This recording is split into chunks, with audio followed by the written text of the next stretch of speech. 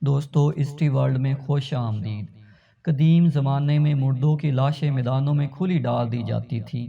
ان پر کچھ ڈھکا نہیں جاتا تھا اور بیماروں کو اٹھا کر سراؤں اور پہاڑوں میں ڈال دیتے تھے۔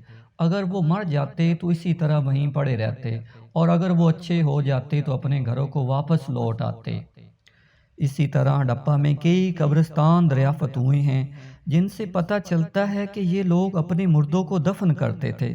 لاشوں کے ہمراہ ظروف، منکے، سپ کے چمچے زاد راہ کے طور پر دفن کر دیتے تھے۔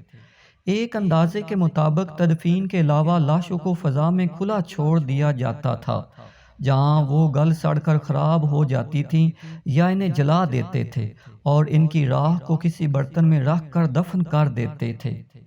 اسی طرح وائٹ ہینڈز کی ابتدائی تاریخ کے بارے میں کئی ثبوت ملتے ہیں۔ وہ اپنے بادشاہوں کی قبروں کو چھپانے کے لیے خصوصی خیال رکھتے تھے۔ انہیں بہت سی الگ جگہوں پر دفن کر دیتے تھے اور پھر قبر بنانے والوں کو مار دیا جاتا تھا کہ وہ کسی کو نہ بتائیں کہ بادشاہوں کو کہاں دفن کیا گیا ہے۔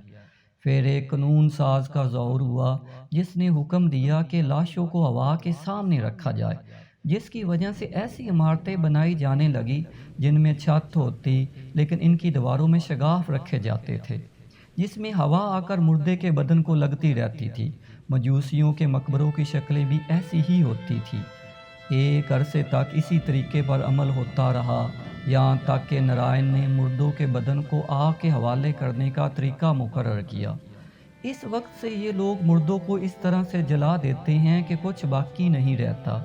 غلاظت، گندگی اور بدبو آگ میں جل کر ختم ہو جاتی ہے اور کسی کا کوئی نشان نہیں رہتا۔ یونانیوں میں مردوں کو دفن کرنے اور جلانے دونوں کا رواج تھا۔ اسی طرح ہندو کہتے ہیں کہ انسان میں ایک نقطہ ہے جس کی وجہ سے انسان انسان ہے۔ یہی چیز مخلوط اجزاء کے مل کر منتشر ہو جانے کے بعد خالص روح میں نکھر کر سامنے آتی ہے۔ روح کی خدا کے پاس واپسی کے متعلق ہندوؤں کا خیال ہے کہ جزوی طور پر یہ سورج کی کرنوں کے ساتھ ہوتی ہے۔ روح ان کے ساتھ مل کر آسمانوں پر چڑھ جاتی ہے اور باقی آگ کے شعلوں کے ساتھ خدا تک پہنچ جاتی ہے۔ دوستو، غازتریک ڈوبے جانے والے شخص کے بارے میں کچھ ایسا ہی سوچتے تھے۔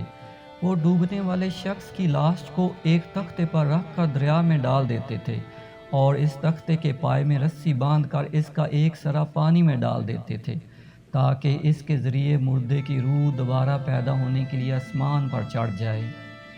ہندوؤں کے مطابق مردے کے بدن کا وارثوں پر یہ حق ہے کہ وہ اسے غسل دیں، عطر لگائیں اور اس کو سندل یا کسی اور لکڑی سے جو ممکن ہو جلائیں اور اس کی جلی ہوئی ہڈیوں کی راکھ کو گنگا میں ڈال دیں اور باقی راکھ کسی چشمے یا ندی میں ڈال دی جاتی تھی۔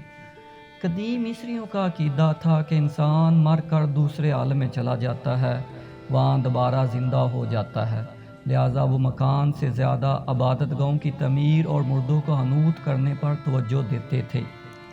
دوستو، بابلز کا عقیدہ تھا کہ مر کر لوگ ایک طریق مقام پر چلے جاتے ہیں۔